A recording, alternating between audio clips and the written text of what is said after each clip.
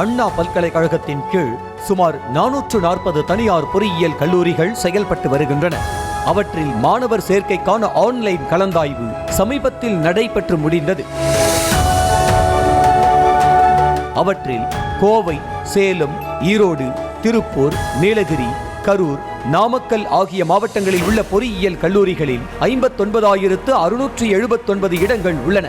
அவற்றில் 50,000க்கும் மேற்பட்ட இடங்கள் கலந்தாய்வில் நிரம்பி உள்ளன. அதாவது கொங்கு மண்டல கல்லூரிகளில் 83% மாணவர் சேர்க்கை நடைபெற்றுள்ளது. இரண்டாவது இடத்தில் சென்னை மண்டலம் உள்ளது.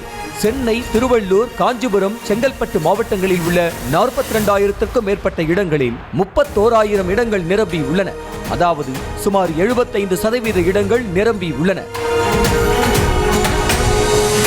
இதேபோல விழுப்புரம் மண்டலத்தில் 71%, வேலூர் மண்டலத்தில் 64%, திருச்சி மண்டலத்தில் 63% என பொறியியல் கல்லூரிகளின் மாணவர் சேர்க்கை விகிதம் அமைந்துள்ளது.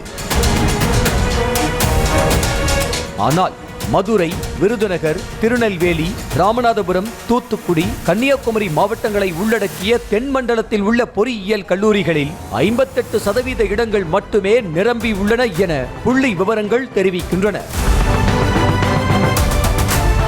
தமிழ்நாடு முழுவதுமே பரவலாக பொறியியல் கல்லூரிகள் இருந்தாலும் கூட கொங்கு மண்டல கல்லூரிகளில் சேர மாணவர்கள் அதிக ஆர்வம் காட்டுவது ஏன்? ஸ்டூடெண்ட்ஸ் இந்த வருஷம் இன்ஜினியரிங் பொறுத்த வரைக்கும் கோயம்புத்தூர், சென்னை ரீசன் தான் ஜாஸ்தி ப்ரிஃபர் பண்ணியிருக்காங்க. அதுலேயும் கோயம்புத்தூர் ரீசன்.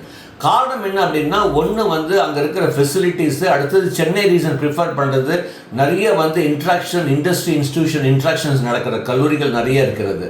அப்படி இருக்கும்போது இந்த பிளேஸ்மெண்ட்டு இதெல்லாம் பார்க்கும்போது இந்த கோயம்புத்தூர், சென்னை ரீசன் லீட்ஸ் இந்த டாப் பிளேஸ்மெண்ட்ஸ்லையும். ஸோ அப்போ ஸ்டூடெண்ட்ஸுடைய ப்ரிஃபரன்ஸ் அதை நோக்கி போயிருக்கிறது. ரூரல் சைடில் படிக்கிறதோட கொஞ்சம் அர்பன் சிட்டி சைடில் படித்தா வாய்ப்புகள் நிறைய கிடைக்கும் இன்ஜினியரிங் பொறுத்த வரைக்கும். இதுதான் மாணவர்கள் பெற்றோருடைய எதிர்பார்ப்பும் கூட. அதாவது எஸ்பெஷலி இந்த கோயம்புத்தூர் ரீசன், சென்னை ரீசனில் நிறைய தூரம் ஆல்மோஸ்ட் ஒரு 60 கிலோமீட்டர் 70 கிலோமீட்டர் வரைக்கும் பஸ் ஃபெசிலிட்டிஸ் வைக்கிறாங்க. அதாவது ஸ்டூடெண்ட்ஸ் போயிட்டு வர்றது அளவுக்கு.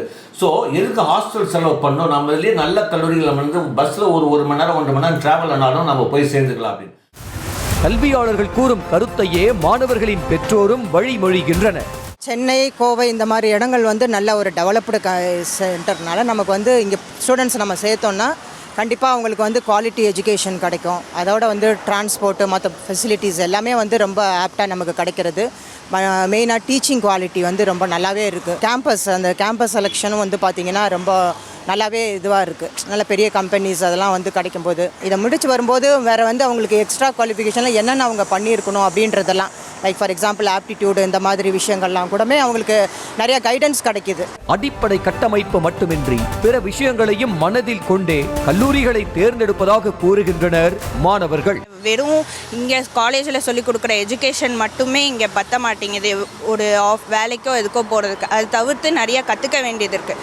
அதெல்லாம் மற்ற ஊரில் அந்த மாதிரி கிடைக்க வாய்ப்புகள் ரொம்ப கம்மி தான். ஃபார் எக்ஸாம்பிள் இப்போது மெக்கானிக்கல் இன்ஜினியரிங் எல்லாம் எடுத்தோன்னா எல்லாருமே கோர் கம்பெனிக்குள்ளே போய் பிளேஸ் ஆகிறது கிடையாது. எல்லாருமே ஐடிஸில் தான் போகிறாங்க. இப்போ ஐடிக்குள்ளே போனோன்னா கண்டிப்பாக ஏதோ ஒரு கம்ப்யூட்டர் லாங்குவேஜ் தெரிஞ்சிருக்கணும், அப்போ தான் எடுக்கிறாங்க. ஸோ அது கற்றுக்கணுன்னா நம்ம சென்னையோ கோயம்புத்தூரோ இங்கே தான் நிறையா ஃபெசிலிட்டிஸ் இருக்குது. இங்கே கற்றுக்கிறதுக்கோ லேர்னிங் பண்ணுறதுக்கு இங்கே தான் இருக்குது. கன்னியாகுமரி, தூத்துக்குடியிலலாம் அந்த அளவுக்கு ஃபெசிலிட்டிஸ் ரொம்ப கம்மியாக இருக்கிறதுனால நம்ம ஆப்வியஸாக இந்த ஊரை தான் நம்ம தேர்ந்தெடுக்கிற மாதிரி இருக்குது. அடிப்படை கட்டமைப்பு, தரம் வாய்ந்த பயிற்றுனர்கள், வேலைவாய்ப்பு உத்தரவாதம் போன்றவற்றில் கவனம் செலுத்தும் கல்லூரிகள் மீதே மாணவர்களும் பெற்றோரும் கவனம் செலுத்துவார்கள் என்பதையே இந்த புள்ளி விவரங்கள் எடுத்துரைக்கின்றன. நியூஸ் தமிழ் செய்திகளுக்காக ஒளிப்பதிவாளர் கருப்பையாவுடன் தலைமைச் செய்தியாளர் ராஜேஷ். செய்திகளை உடனுக்குடனும் துல்லியமாகவும் தெரிந்து கொள்ள சப்ஸ்கிரைப் பண்ணுங்க.